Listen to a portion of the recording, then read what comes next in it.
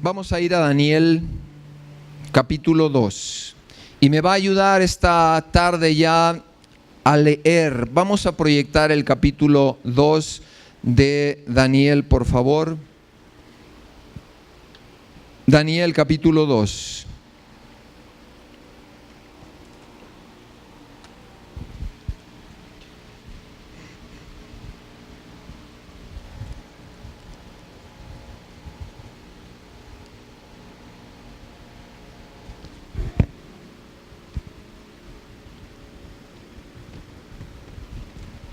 Muy bien, ¿ya lo tiene?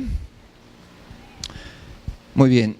Le voy a pedir de igual manera que me ayude, porque para que usted entienda esta historia, la va a entender mucho más claramente leyendo junto conmigo. Yo voy a estar leyendo versos pares y usted me va a apoyar con los versos nones. Dice la palabra: en el segundo año del reinado de Nabucodonosor, tuvo Nabucodonosor sueños y se perturbó su espíritu y se le fue el sueño.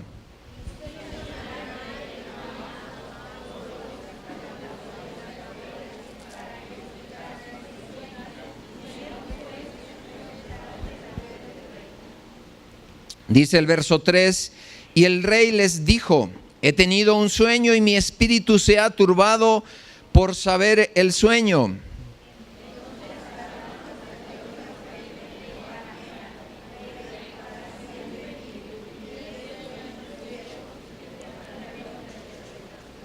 Verso 5, respondiendo el rey y dijo a los caldeos: el asunto lo olvidé. El rey había olvidado, y quiero que vaya entendiendo un poquito la historia, había tenido un sueño, pero se le había ¿qué?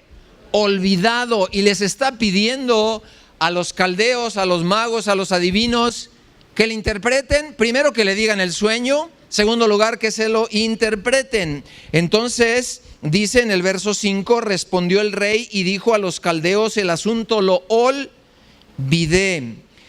Si no me mostráis el sueño y su interpretación, seréis hechos pedazos, y vuestras casas serán convertidas en muladares.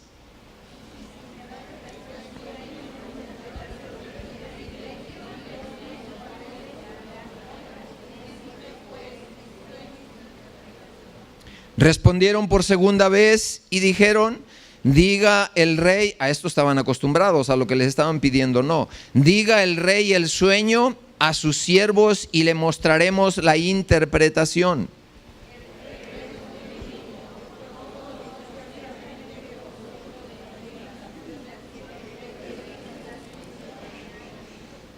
Si no me mostráis el sueño, una sola sentencia hay para vosotros. Ciertamente preparáis respuesta mentirosa y perversa que decir delante de mí.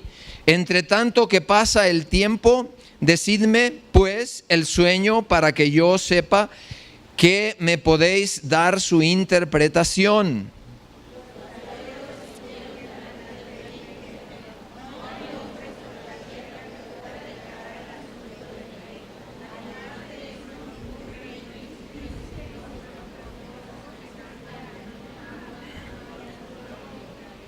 Porque el asunto que el rey demanda es difícil, y no hay quien pueda declarar al rey salvo los dioses cuya morada no es con la carne.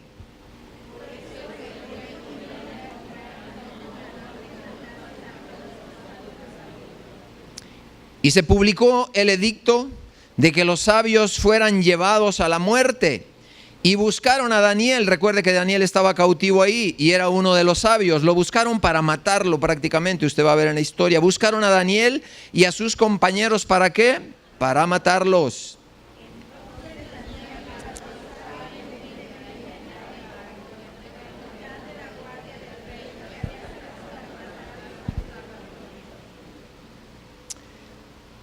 Verso 15. Habló y dijo a Hiroc, capitán del rey: ¿cuál es la causa de que este edicto se publique de parte del rey tan apresuradamente? Entonces Hiroc hizo saber a Daniel lo que había.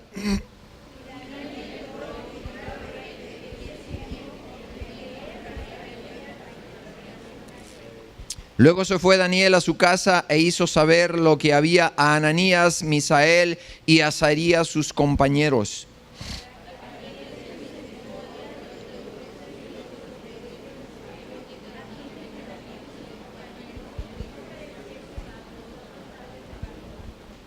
Verso 19, entonces el secreto fue revelado a Daniel en visión de noche, por lo cual bendijo Daniel al Dios del cielo. Dios lo había visitado con la interpretación del sueño y el sueño mismo.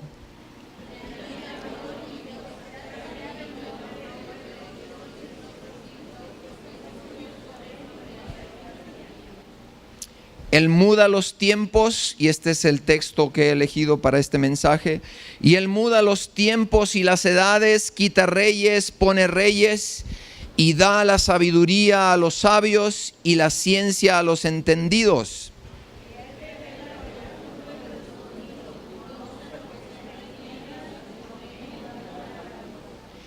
A ti, oh Dios de mis padres, orando aquí Daniel, te doy gracias y te alabo porque me has dado sabiduría y fuerza, y ahora me has revelado lo que te pedimos, pues nos has dado a conocer el asunto del rey.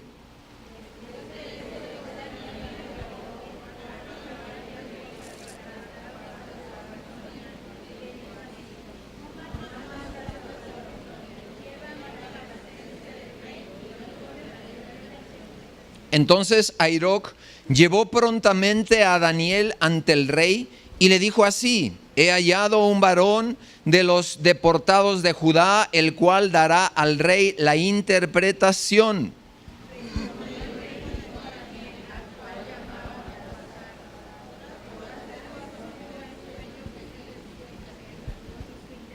Imagínense, estaba en riesgo su vida y la vida de todos los sabios.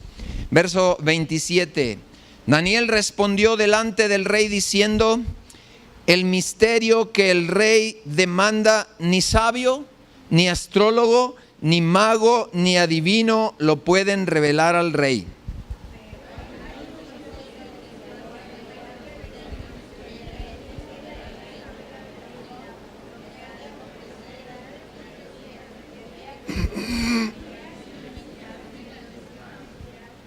Estando tú, oh rey, en cama, te vinieron pensamientos por saber lo que había de ser en lo porvenir, y el que revela los misterios te mostró lo que ha de ser.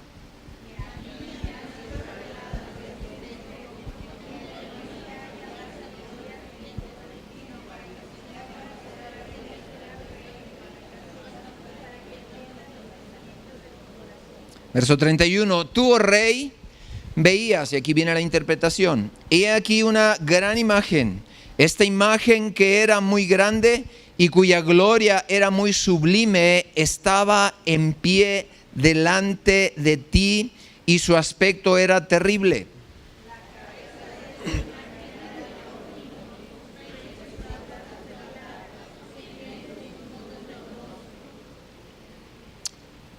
Dice el verso 33, sus piernas de hierro, sus pies en parte hierro y en parte de barro cocido.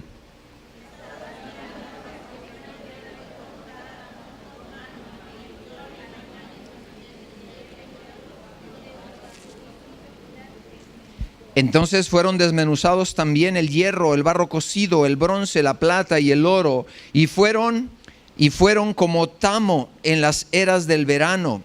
Y se los llevó el viento sin que de ellos quedara rastro alguno, mas la piedra que hirió a la imagen fue hecha un gran monte que llenó toda la tierra.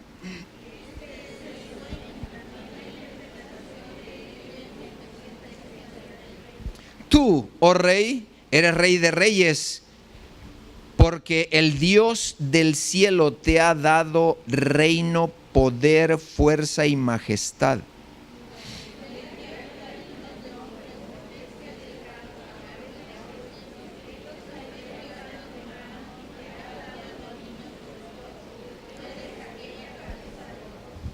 Después de ti se levantará otro reino inferior al tuyo, y luego un tercer reino de bronce, el cual dominará sobre toda la tierra.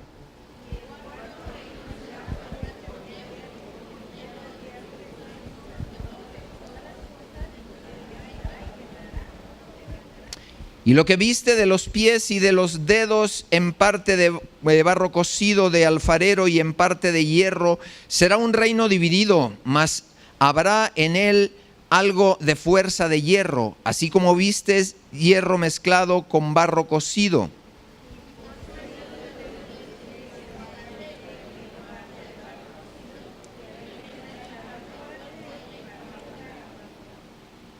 Verso 43.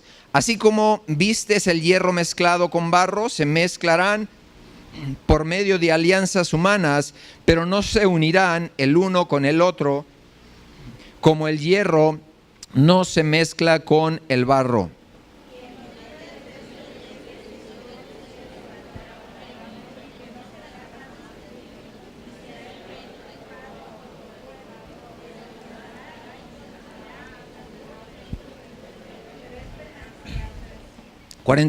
De la manera que viste que el monte fue cortada una piedra, no con mano, la cual desmenuzó el hierro, el bronce, el barro, la plata y el oro, el gran Dios ha mostrado al rey lo que ha de acontecer en lo porvenir, y el sueño es verdadero y fiel su interpretación.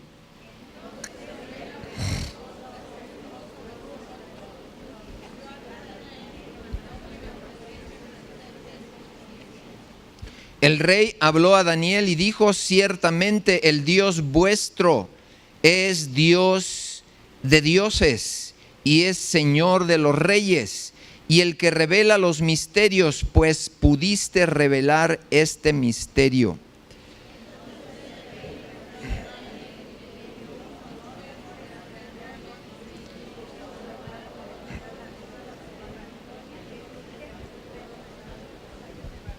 Por último, todos juntos. Y Daniel solicitó al rey y obtuvo que pusiera sobre los negocios de la provincia de Babilonia a Sadrach, Mesach, Abed-nego, y Daniel estaba en la corte del rey.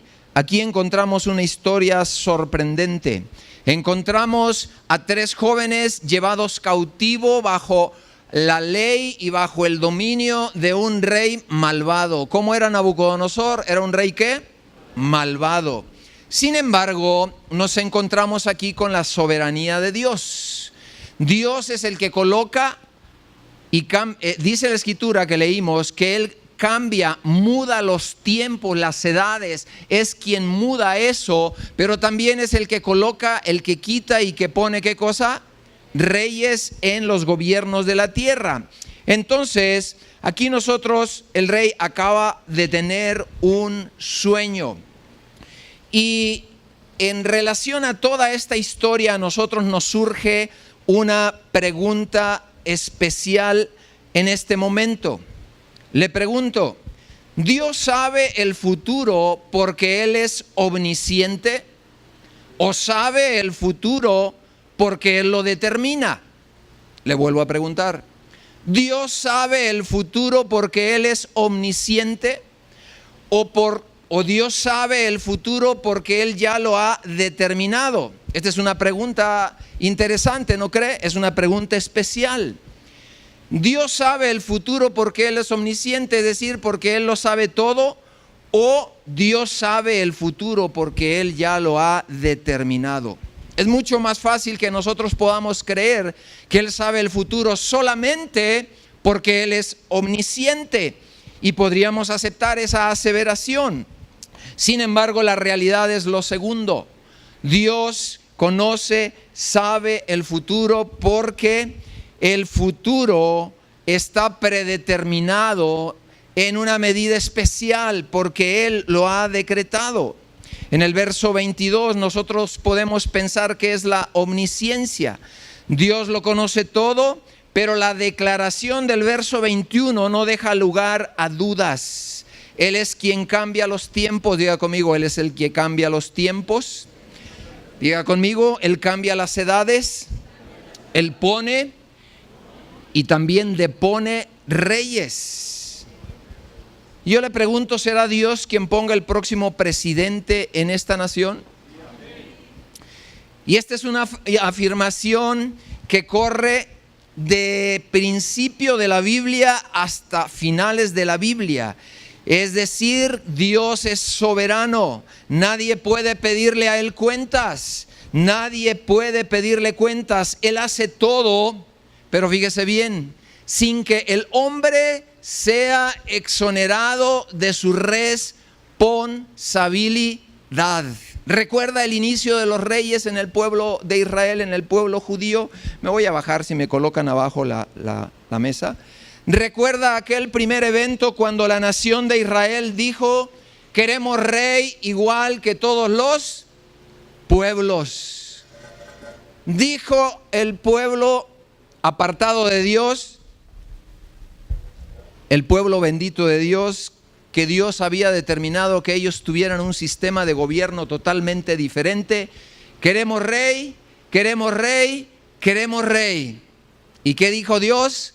Pues tengan sus reyes, ¿verdad? Así dijo, tengan sus reyes. Y así les fue, así les fue. ¿Cuántas veces nuestra voluntad, nuestra propia voluntad, porque nosotros nos creemos que no necesitamos a Dios, decimos: este es el camino que mi vida debe de tomar? Yo no requiero de Dios, yo no requiero de que Él venga con su Espíritu Santo para guiarme. Yo puedo ser el arquitecto de mi propio destino. Y nosotros erramos, nosotros nos confundimos y nos encontramos a gente en el atardecer de su vida, escúcheme bien, 75 años, 80 años, diciendo: ¿qué he hecho con mi vida? ¿A dónde he ido? ¿A dónde he llegado? En la consejería a veces escucho gente que me dice: pastor, yo no supe cómo llegué hasta aquí. ¿Usted cree eso? ¿Usted cree que alguien después de 10 años caminando por caminos torcidos, o tal vez haciendo su propia voluntad porque pues así nos place, podamos decir: no sé cómo llegué hasta aquí? Y habiendo conocido del Señor, ¿verdad? No tenemos excusas. Así que Dios es soberano, pero no exime al hombre de sus responsabilidades.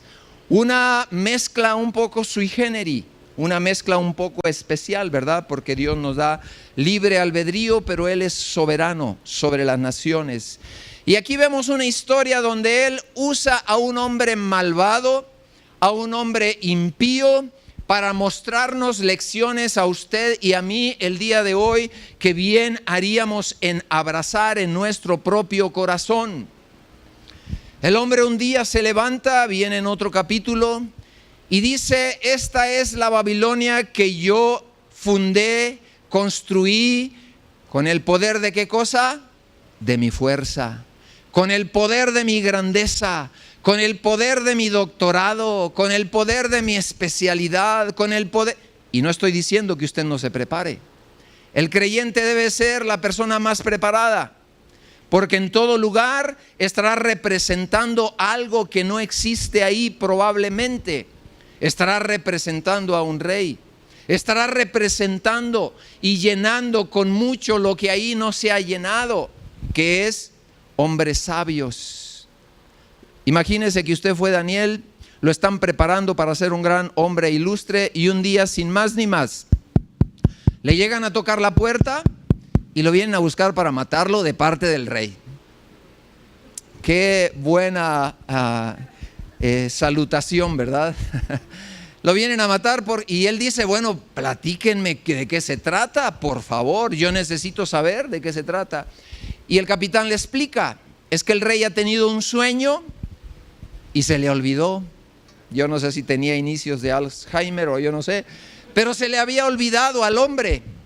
Y todos sus súbditos, toda la corte estaba entrenada a que le decían el sueño, y ellos, los magos, los caldeos, los especialistas, entonces una vez que escuchaban, entonces tenían una interpretación por primera vez. se encontraban frente a algo desconocido, frente a algo que les rebasaba. ¿Se ha encontrado usted en la vida familiar, económica, en la vida relacional, con eventos que le rebasan? Aquí está este hombre. Y él le dice claramente, hay un Dios en los cielos que puede con lo que tú estás pidiendo. Y luego se retira con sus amigos, ¿para qué cosa? Para orar y buscar el rostro de Dios. Y aquí dice la palabra de Dios que si nosotros buscamos al Señor, Él nos va ¿a qué? A responder. Y nosotros tenemos que aquilatar de una manera especial y de una manera urgente el consejo de Dios en todos los tiempos, para tu vida, para tu familia, para tus hijos, para esta nación. Y tenemos que orar a nuestro Dios, como escuchábamos, 2 de Crónicas 7:14. Pero para ello tenemos que tener una cosa que se necesita en nuestro México lindo y querido. Tenemos que aprender a reconocer el extravío. Tenemos que aprender a dónde hemos llegado. Y no podemos decir, Dios, no nos hemos dado cuenta hasta dónde hemos llegado. Cuánto derramamiento de sangre sobre esta nación, como si estuviera en guerra, como si estuviera bajo sitio. Derramamiento de guerra, de sangre. Otras naciones dicen, entendemos que haya guerra, pero que los mexicanos se peleen con otros, no mexicanos entre mexicanos. Pero así estamos. 70 años en Babilonia, el pueblo estaba ¿qué? Cautivo. Pero dice la palabra de Dios que leímos en Jeremías, que llegó el tiempo, diga conmigo, llegó el tiempo. Llegó el momento. La Escritura con frecuencia tiene y aplica una frase que dice, y venidos los tiempos. Por eso este texto que leemos en Daniel dice que Dios cambia los tiempos, muda los tiempos, le da vuelta a la página y coloca una página nueva en blanco. Tal vez usted y yo nos hemos acostumbrado a ver a un México sufriendo, a ver a un México que de pronto la gente desaparece y sus familiares se quedan con una pena y una amargura por todo el resto de sus días y de sus años, porque nunca más supieron de su ser querido. Y a veces uno escucha eso a distancia, pero cuando lo empiezas a escuchar más cerca y más cerca, familiares de esta congregación, recuerdo el año pasado, o no sé si fue este año, joven desaparecido, nunca más ha aparecido. Le pregunto, ¿no es eso cautividad? ¿No es eso encontrarse en algo que ha rebasado esta nación? ¿No es encontrarse en una condición deplorable que la garantía mayor que tiene el ser humano del derecho a la vida y a la protección se ha perdido? Y nosotros decimos, bueno, esto va a cambiar y va a cambiar en base al gobierno que venga. Pero déjeme decirle que no va a cambiar así. Va a cambiar en la medida que usted y yo le creamos a la palabra de Dios, oremos, seamos los mejores ciudadanos, el mejor profesionista, el mejor empleado, la persona que ha decidido brillar y ser luz y no conformarse al estándar normal de la gente sin Dios. ¿Cuántos dicen amén? Así que nos encontramos en esta historia y este primer principio de que definitivamente nuestro Dios no solamente conoce las cosas porque Él es omnisciente, sino porque Él ha predeterminado la historia. Él escribe la historia todos los días de nuestro México, de nuestro país, y Él se ha dispuesto a mudar tiempos. Oramos porque sea el tiempo de Dios. No lo sabemos para México, pero debemos de creerlo con todo nuestro corazón.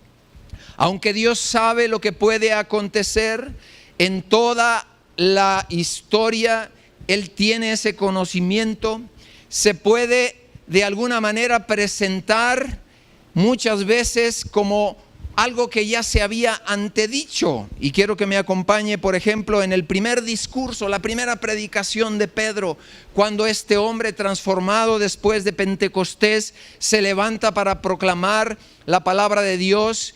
y de alguna manera exhorta a los israelitas en el capítulo 2, versos 22 al 23. Si lo tenemos en pantalla lo podemos leer. Me voy a adelantar.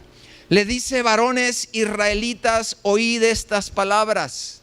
Jesús Nazareno, varón aprobado por Dios entre vosotros con maravillas, con prodigios y señales que Dios hizo entre vosotros por medio de él, como vosotros mismos sabéis.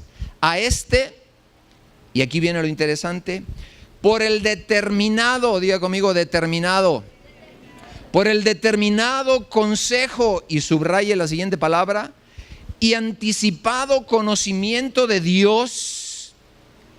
Claramente aquí lo dice: por el determinado consejo y anticipado conocimiento de Dios, ustedes prendisteis, mataste por mano de inicuos, crucificándole.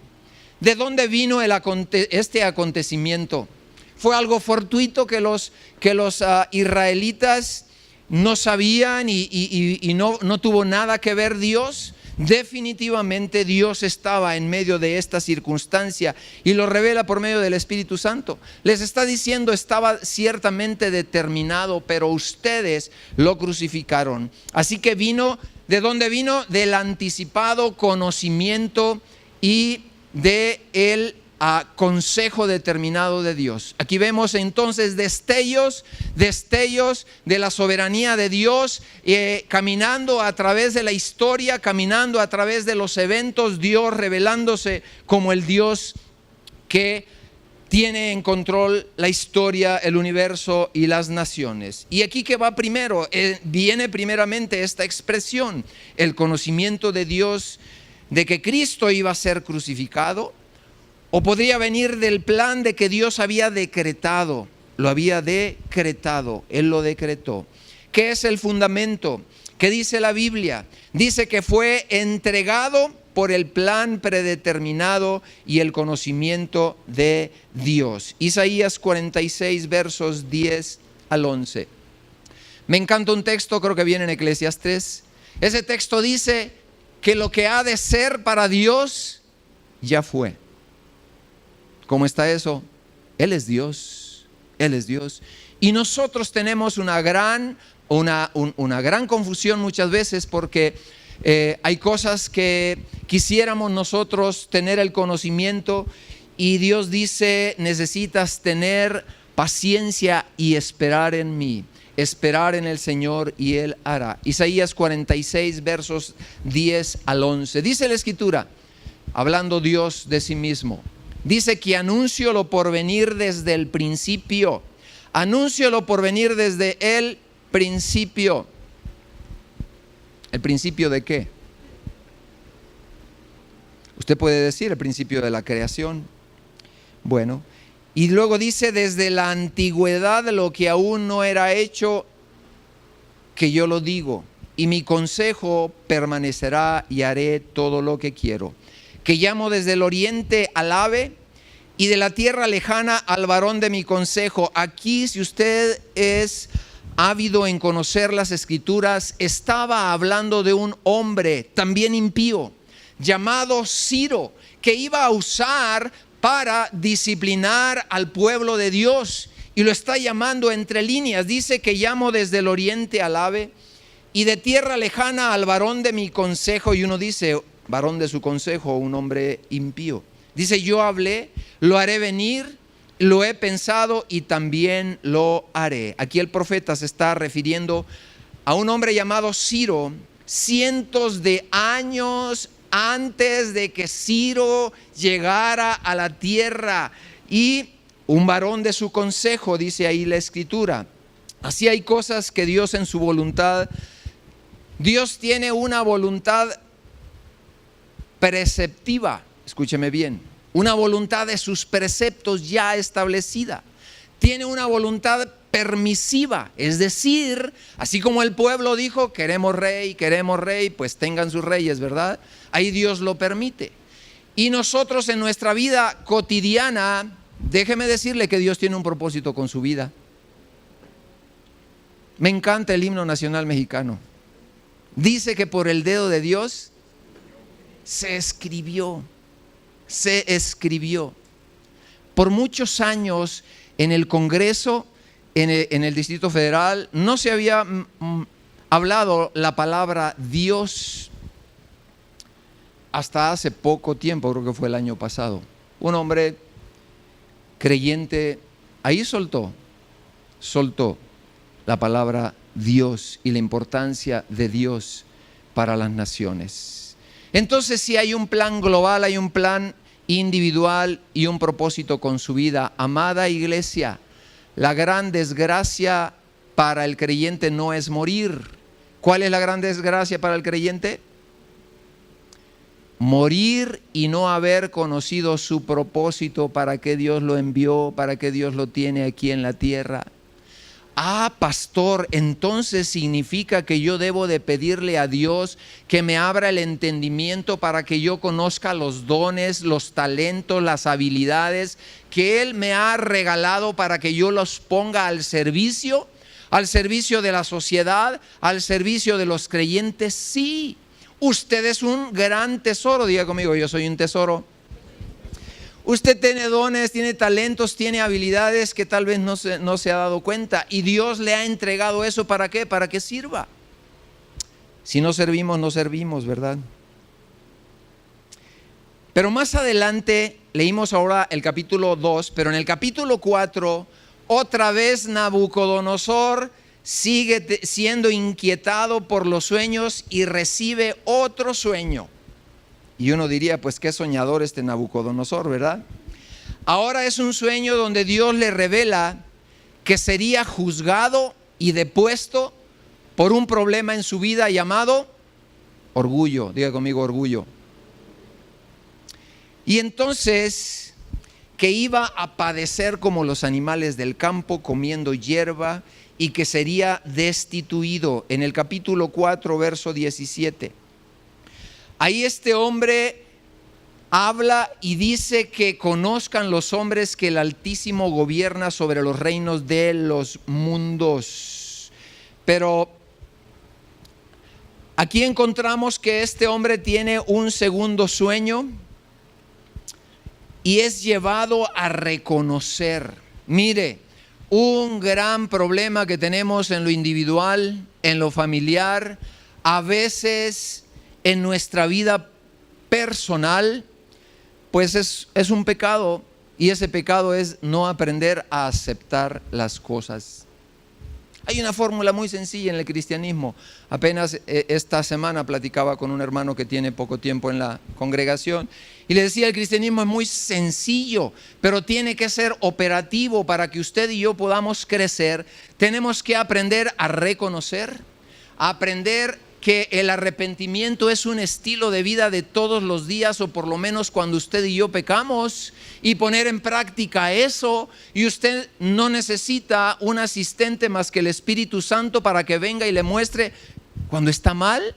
Usted reconoce, se arrepiente, pide perdón a Dios y también pide perdón a su prójimo si lo ofendió. Y entonces sigue adelante con otro día, con la misma mecánica operativa. ¿Y qué va a suceder? Que usted va a crecer y usted va a madurar. Es increíble que muchas veces pensamos que el arrepentimiento es una sola vez. Pastor, pero yo me arrepentí hace como 20 años, fíjese.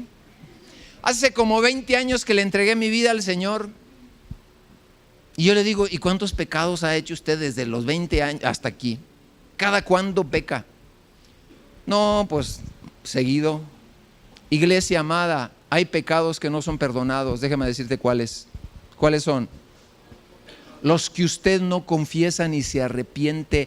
En todas las congregaciones, en todas las iglesias tenemos gente con pecado retenido porque no han sido mostrados o enseñados en una dinámica autogestiva, en el sentido de ser enseñado que yo vengo a Dios porque Él tocó mi corazón, me arrepiento con Él, le pido perdón por mis pecados y entiendo que hay una mecánica que Él ya tiene dispuesta para que yo pueda crecer.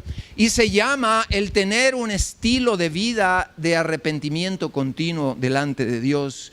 Eso hará que usted crezca, eso hará que usted tenga madurez, eso hará que usted pueda ser más útil y un mejor padre, una mejor madre, un mejor empleado.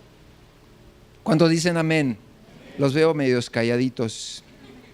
Ok, ya se había hablado de este hombre llamado Nabucodonosor como siervo de Dios, pero aquí es un siervo soberbio. Y unos años después, fíjese, él es depuesto, él es quitado y sucede todo lo del segundo sueño.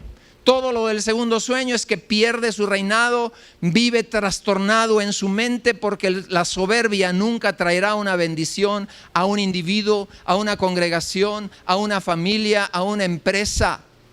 Y usted no necesita ser profeta. Cuando usted ve a una persona altiva y arrogante, la Biblia ya lo dijo. La palabra de Dios dice, antes de la caída está la altivez de ¿qué cosa? Del espíritu. No necesita usted ser profeta. Usted puede ver a una persona con actitudes arrogantes, soberbias, que no reconoce absolutamente ninguna falta.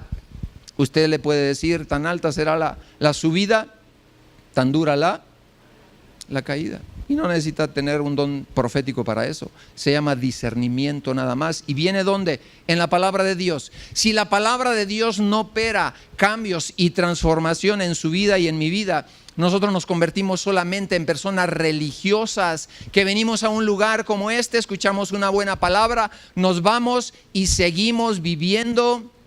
¿Hay alguien aquí que se llame Vicente? Levánteme su mano. Digo, no lo quiero ofender. Porque hay una frase que dice, ¿a dónde va Vicente? A dónde va la gente. Entonces el creyente es creyente el domingo y toda la semana vive como si no lo fuese. Entonces Nabucodonosor, llega el tiempo en que muere y se levanta su hijo que se llamó Belsasar. Y dicen que de tal palo, tal astilla, hijo de pinto, pues tigre, ¿verdad? Se levanta un hombre llamado Belsasar porque había muerto su padre. Y un día el hijo, ¿sabe qué? El hijo también tenía algo de ¿qué? De soberbia. Y dijo, voy a hacer una gran fiesta. Voy a llenar el palacio con mis mejores seguidores y vamos a tener un banquete en grande. Es más, quiero que vayan al templo del Dios vivo y verdadero y traigan los utensilios. Nunca nadie ha hecho esto, pero yo lo voy a hacer porque soy el rey. Mandó traer todos los utensilios de oro y de plata para comer en ellos. ¿Y qué cree que pasó? Tuvo una gran sorpresa. Estaba a todo lo que daba la fiesta. Y dice la palabra de Dios que acontece algo sumamente inesperado. Acontece algo que nadie absolutamente lo podría admitir. Una mano en la pared donde estaba el rey empieza a escribir unas letras proféticamente. Y entonces Belsasar se impresiona, le empiezan a temblar las piernas, empieza a tener sudoración, taquicardia, falta de aire, empieza a tener una impresión increíble, porque aparece en la escritura, en la pared, Menen, Tekel, Uparsin. ¿Qué es esto? Una mano en medio del fiestón y del tiempo ahí de celebración que escribe esto en la pared. Imagínese usted comiendo en su casa y en la pared de enfrente se empieza a escribir algo que tiene que corregir usted, algo que no he escuchado. O de pronto se le aparece un Natán y le dice, necesitas arreglar esto porque esto está mal. Normalmente no son las predicaciones de arrepentimiento, las predicaciones de exhortación, no son las mejores predicaciones porque no nos hacen sentir bien, nos hacen sentir incómodos, y ningún mensaje que provoque al arrepentimiento nos hace sentir a gusto, pero es lo que Dios quiere, que nosotros crezcamos. Y aquí se encuentra este rey llamado Belsasar con esta inscripción ahí. Y entonces otra vez mandan llamar ¿a quién? A Daniel. Van otra vez, esta vez no fueron para matarlo, ¿verdad? Pero había una necesidad de que Daniel pusiera en práctica sus dones. Y llega Daniel y le dice: oh rey, el Dios Altísimo concedió a tu padre, le recuerda a su papá, Nabucodonosor, le concedió soberanía, le concedió grandeza, le concedió gloria, le concedió majestad, pero cuando su corazón se enalteció, le estaba hablando lo que no quería escuchar a Belsasar. Pero cuando su corazón se enalteció y su espíritu se endureció en su arrogancia, fue depuesto de su trono real y la gloria le fue quitada. Dios lo puso y Dios lo quitó. Y luego dice: y fue echado entre los hombres, su corazón semejante a las bestias del campo, y con los asnos monteses, con los animales salvajes tuvo su morada, y ahí se le dio de comer como hierba, como come el ganado, y su cuerpo se empapó de rocío del cielo hasta que reconoció que el Dios Altísimo domina sobre todo reino de los hombres y pone sobre él a quien él le place. Ahora se dirige a Belsasar y le dice: casi Belsasar, ¿no aprendiste de tu padre? Y a veces hay pecados generacionales en el sentido de la inclinación. Hay familias de gente dura. Hay familias donde la parte débil, la parte inapropiada es que tenía la cultura del chisme y chismeaba la abuelita, la mamá y los hijos, y ahí va caminando, y a ver quién detiene eso, ¿verdad? Porque eso agarra proporción y agarra fuerza si no se detiene. Pero cuando una persona llega al cristianismo, hace un parteaguas en sus familias. ¿Cuántos dicen amén? Hace un parteaguas en las cosas que no eran bendición, pero que traíamos de nuestros antepasados, y ahora el Señor convierte esas maldiciones en una bendición. Y cuando uno conoce a una persona que sacaba agua amarga, como leímos hoy en Santiago, de su fuente sacaba amargura, agua amarga, y de pronto empezamos a escuchar agua dulce, es que algo le pasó a ese corazón. Eso no sucede por la educación, eso no sucede que usted vaya a una universidad, ni con la capacitación que usted pueda tener. Entonces le dice: Tequel, ha sido, primero le dice: Mene, ha sido cortado tu reino y se te ha puesto fin, Belsasar, hasta aquí llegaste. Y déjeme decirle que Babilonia no era fácil de conquistar, porque Babilonia tenía un río, era una ciudad amurallada, tenía un río alrededor de la ciudad y nadie podía pasar porque era caudaloso, es decir, se te complicaba todo. Pero los enemigos fueron más sabios, le cortaron la fuente, el afluente primero, dejaron en seco, y en esa fiesta, estando ahí, habiéndose ensoberbecido, llegaron sus enemigos y los conquistaron. Amada iglesia, ¿qué enemigos tenemos en nuestro interior? ¿Qué enemigos a veces quieren prevalecer en nuestra vida, en nuestra mente? ¿Tienes higiene mental para pensar y para discernir lo bueno y decir: estos pensamientos no me convienen? ¿Sabe que el área donde el enemigo va a trabajar más, en dónde es? En sus pensamientos. No todos los pensamientos que usted tiene son suyos. Es más, hay pensamientos que Dios coloca en su corazón y en su mente muchas veces. Y usted, algunas ocasiones, si anda con el Señor, de pronto va a tener pensamientos que Dios desea que usted ejecute, y usted va a decir: qué raro esto. ¿Sí? Es muy probable que sea Dios colocando estímulos, impulsos internos dentro de usted a través de sus pensamientos para guiarlo, para conducirlo, para darle la solución a una u otra situación que está viviendo. Entonces Belsasar se le dice: has sido pesado en balanza y has sido hallado falto. Tu reino ha sido dividido y entregado a los medos y a los persas. Y esa misma noche, los medos, los persas llegaron y tomaron la ciudad. Y yo pregunto, ¿cómo sucedió esto? ¿De alguna manera fue fortuito o Dios lo determinó? Dios lo había determinado con antelación, con anticipación. Así que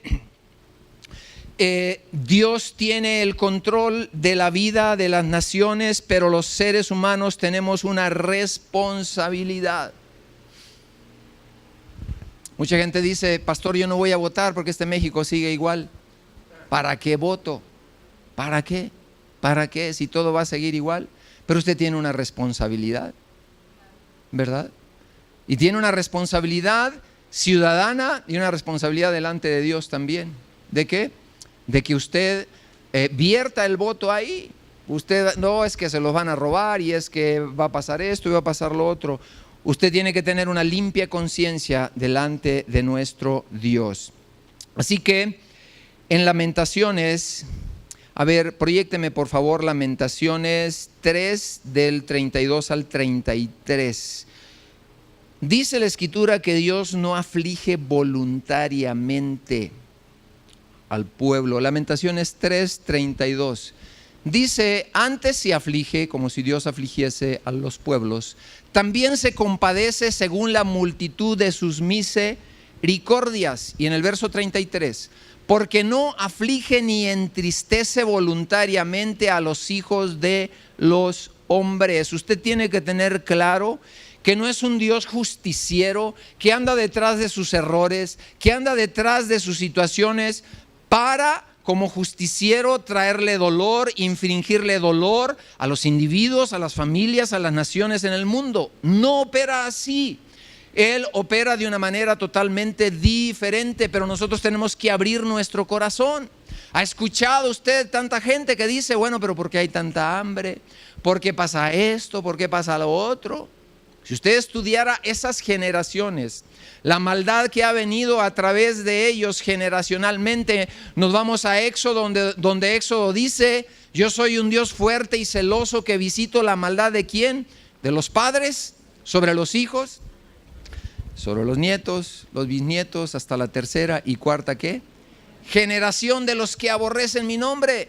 Pero luego encontramos la otra parte: y hago misericordia a millares.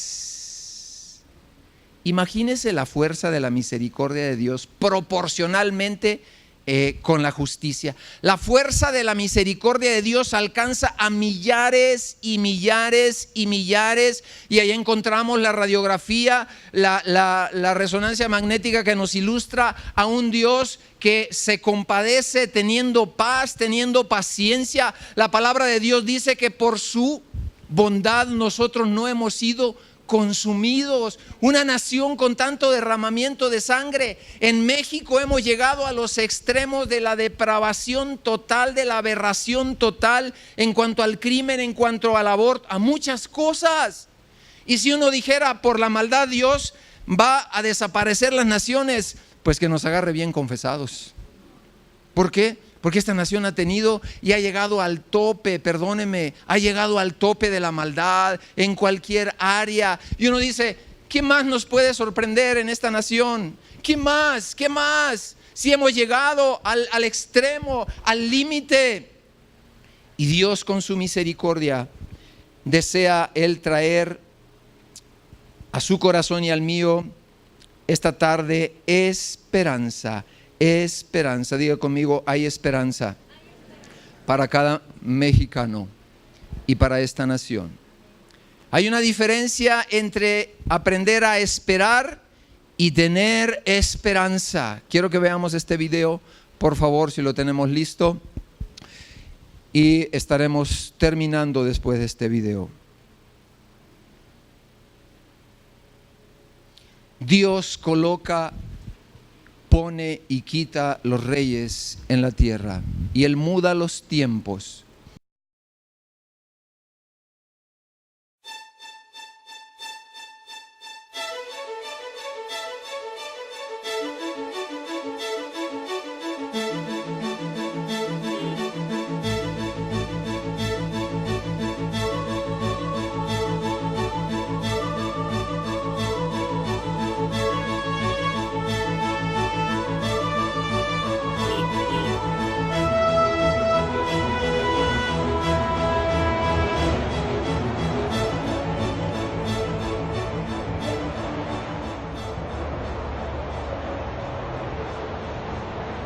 Una de las cosas que más nos cuesta hacer en la vida es esperar. Nos molesta esperar cuando estamos haciendo una fila en un supermercado. También nos molesta esperar cuando estamos atascados en el tránsito. Y hasta nos inquieta esperar una llamada telefónica.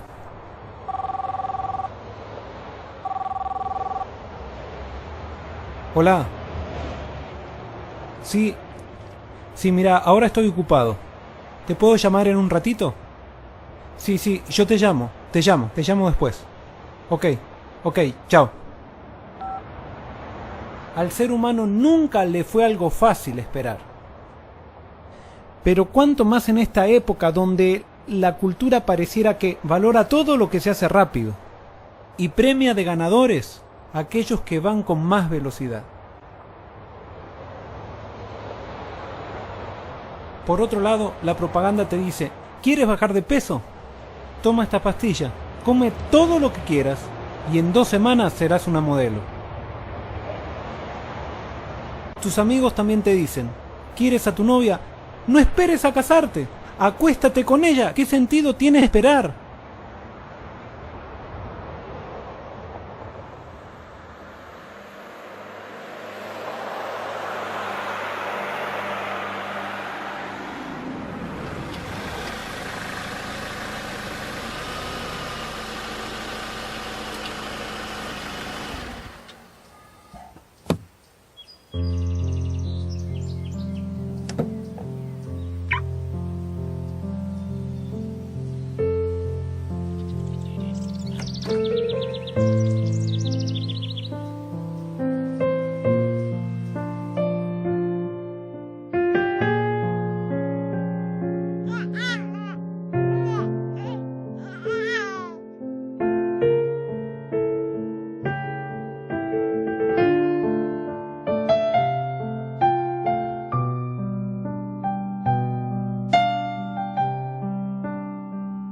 Una de las características más resaltantes que tienen los niños es que no saben esperar.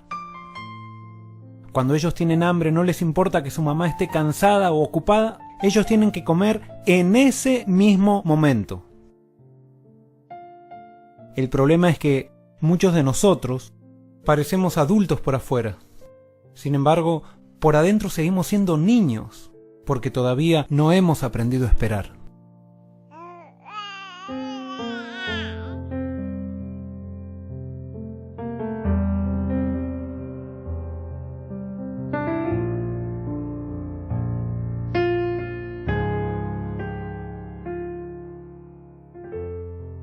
¿Cómo llamarías a una persona que no sabe esperar?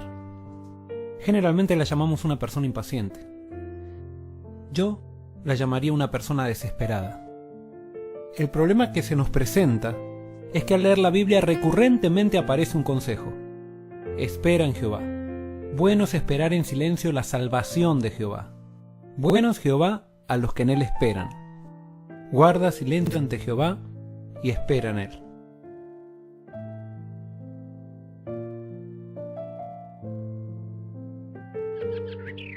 Tú me puedes preguntar: ¿cómo puedo esperar en Dios sin desesperarme? Es que esperar en Dios no es sentarte con las manos cruzadas. Esperar en Dios es aprender a hacer aquello que Él te está pidiendo. Por eso tienes que analizar: ¿hay algo en tu vida que Dios te está pidiendo y tú te estás resistiendo? Entrégaselo hoy y entonces aprenderás a esperar en Jehová.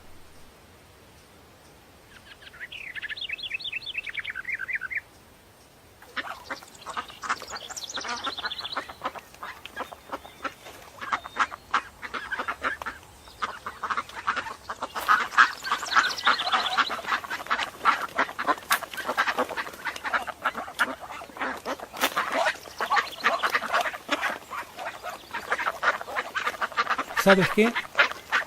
Dios quiere que entiendas que más importante que la bendición que estás pidiendo es Él mismo. Tenemos una terrible tendencia a querer cuidar aquellas cosas que Dios nos da. Y muchas veces por esas cosas estamos dispuestos a dejar a Dios. Es como estos patos. ¿Tú crees que ellos están interesados en mí? No, ellos simplemente están aquí por el pan que les estoy dando.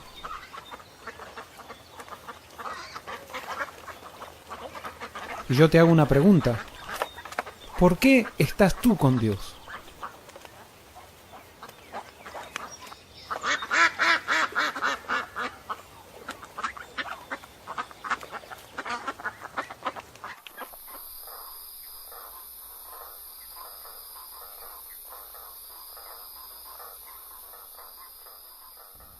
Nota qué interesante. Los éxitos espirituales de los grandes personajes de la Biblia están relacionados con su capacidad de saber esperar en Dios. Sus grandes fracasos con su desesperación.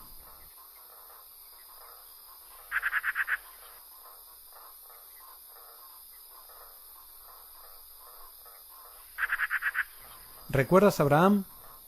Dios le había prometido que él iba a tener un hijo. Sin embargo, el tiempo pasaba y la promesa no llegaba. La Biblia nos dice que entonces Abraham se desesperó e intentó ayudar a Dios.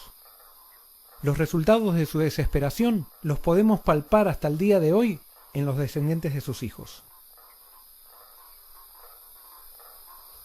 También pasó lo mismo con Jacob. Dios le había prometido a él la primogenitura. Sin embargo, el tiempo pasaba y la promesa no llegaba. Entonces Jacob decidió también ayudar a Dios, usando sus propias estrategias humanas para conseguir aquello que Dios le había prometido. El resultado: perdió su familia, no pudo ver más a su madre y vivió gran parte de su vida con culpa. Quiero recordarte el conocido proverbio. Muchas veces la distancia más larga entre dos puntos es el atajo.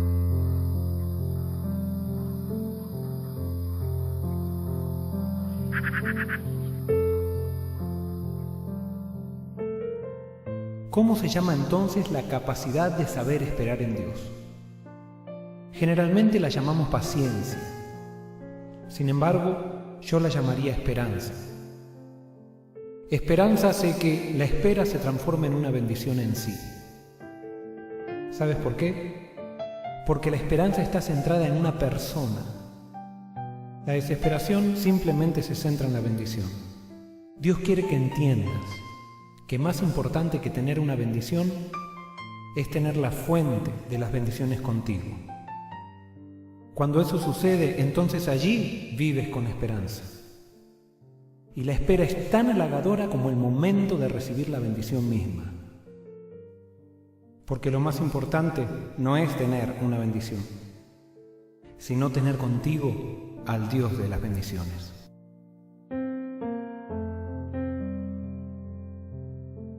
¿Estás orando por algo hace mucho tiempo?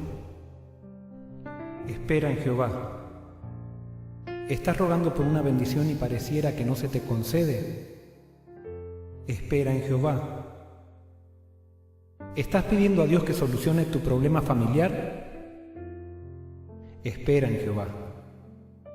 Porque cuando así lo hagas, descubrirás que la mayor bendición fue encontrarte con Dios mismo.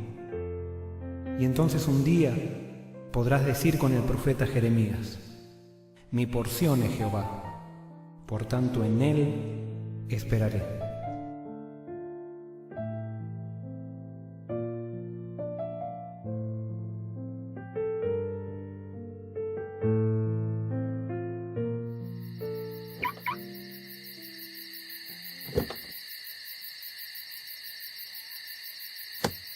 Inicié hablando del Jeremías 29:10.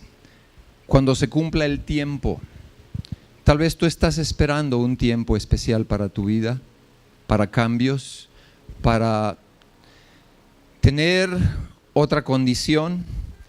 La palabra de Dios dice: buscadme y viviréis. Tal vez estás aquí por primera vez y no has escuchado nunca un sermón, o tal vez sí. Pero la condición que traes hoy, esta tarde, es que tú estás esperando el cumplimiento de algo. Como nación salimos a votar porque esperamos, tenemos una esperanza, una confianza en Dios. Y el inicio de todo esto es que podamos abrir el corazón, no al evento, sino a una persona, se llama Jesucristo de Nazaret. Y en esta tarde yo quiero orar por si tu relación ha sido truncada, tu comunión ha sido truncada o nunca la has tenido. Y esta tarde reconoces que ciertamente tienes enemigos internos con los cuales luchas, como luchó Nabucodonosor, como luchó su hijo Belsasar, y tal vez así siguió esa generación. Y tú reconoces en esta tarde que hay cosas en tu interior, en tu vida, que necesitan ser entregadas, empezando con tu corazón delante de Cristo. En esta tarde la palabra en Amós dice: buscadme y viviréis. Buscadme y viviréis. No solamente es la vida física, está hablando de la vida eterna. Si estás aquí y tú dices y entiendes, ese mensaje es para mí, he entendido que tengo necesidad de que el tiempo se cumpla en mi vida, he entendido que no he podido solo, en esta tarde ríndete a Cristo y ven a Él. Ahí donde estás, inclina tu rostro y dile: Señor, yo me he equivocado, me he alejado, no he estado cerca, he buscado donde no he encontrado, pero esta tarde reconozco, me arrepiento, pido perdón y me vuelvo a ti. Reconozco, me arrepiento, pido perdón y me vuelvo a ti. Reconozco, me arrepiento, pido perdón y me vuelvo a ti, Señor. Perdóname, Jesús. Aquí está mi corazón, aquí está mi vida, aquí está mi frialdad, mi falta de confianza y esperanza y de fe. Perdóname, Jesús. Te entrego mi corazón, te entrego mi vida, te entrego lo que soy, mis cargas, mis necesidades en esta tarde. Ven a Jesús esta tarde. Ven a la fuente provisoria de aquello que estás esperando. Quita tus ojos de la provisión, por favor. Por favor.